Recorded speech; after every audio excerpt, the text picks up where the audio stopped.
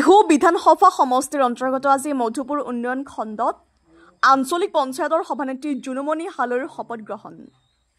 উপসভাপতি হিচাপে দিবেন বৰ্মনৰ শপত গ্ৰহণ হয়। আজি বুধবাৰে মধুপুৰ উন্নয়ন খণ্ডত এই শপত গ্ৰহণ কাৰ্যসূচী অনুষ্ঠিত হয়। সভানেত্ৰী আৰু সভাপতিগৰাকী দুয়োজন বিজেপি দলৰ পৰা নিৰ্বাচিত সদস্য আৰু সভানেত্ৰী জুনুমণি হালৈ আৰু উপসভাপতি হিচাপে দিবেন বৰ্মনে মন্ত্ৰী চন্দ্ৰমোহন পাটোৱাৰীক ধন্যবাদ জনায়।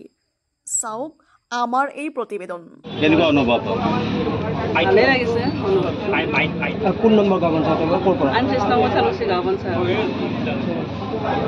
আজি কিমান কৰি কি কাউন্সিল আজি শপত গ্ৰহণ কৰিলে? 5 জন সদস্য। আপুনি সভানেত্ৰী হিচাপে আপোনাক নিৰ্বাচিত কৰা হ'ল। আপোনাৰ নাম? জুনুমণি হালৈ। ৰাইজৰ হৈ কি কাম কৰিম বুলি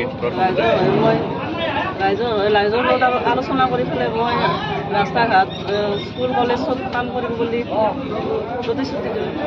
আজি যিসকল আমাৰ আঞ্চলিক সদস্য আপোনাক সহায় কৰিছে তেওঁলোকৰ উদ্দেশ্য কি ক'ব, যি আপোনাক প্ৰেচিডেণ্ট হিচাপে থিয় কৰিছে? সিহঁতকো মই ধন্যবাদ জনাইছোঁ। আমাৰ ভাৰতীয় জনতা পাৰ্টীৰ সকলো ৰাইজকে ধন্যবাদ জনাইছোঁ। আপোনাৰ পঞ্চায়তত যদি মোৰ তিনিটা যদি কামৰ কথা কওঁ, এই তিনিটা মোৰ কোনটো কাম আপুনি প্ৰথম হাতত ল'ব? বা মই ৰাস্তাৰ কাম, প্ৰথম ৰাস্তাৰ কাম মই হাতত ল'ব। পিছ পৰি আছে বিভিন্ন ক্ষেত্ৰত ৰাস্তা। তাৰপিছত আমাৰ স্কুল কলেজ মেডিকেল এইবিলাক আৰু আমাৰ মাননীয় মুখ্যমন্ত্ৰী মাননীয় বিধায়ক চন্দ্ৰমোহন পাটোৱাৰী ডাঙৰীয়া ছাৰক মই ধন্যবাদ জনাইছোঁ। আপুনি বিনা প্ৰতিনিধিত্বত বিজয় হৈছিল? হয়, মই কৈঠালুচি আনিছোঁ কৈঠালুচি যোৱাৰ দিন বিনা প্ৰতিনিধিত্বৰে জয় হ'বলৈ সক্ষম হৈছোঁ। মহোদয়, মোৰ সন্মানৰ আৰু শ্ৰদ্ধাৰ বানগুচি ৰাজচক্ৰ বিষয়া বাইদেউ আৰু মধুপুৰ উন্নয়ন খণ্ড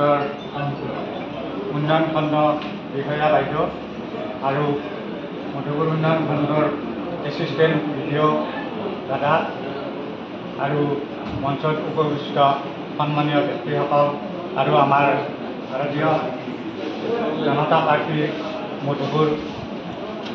মধুপুৰ মণ্ডলৰ সম্পাদক ডাঙৰীয়া আৰু শ্ৰদ্ধাৰ মোৰ দলীয় সতীৰ্থসকল আৰু মোৰ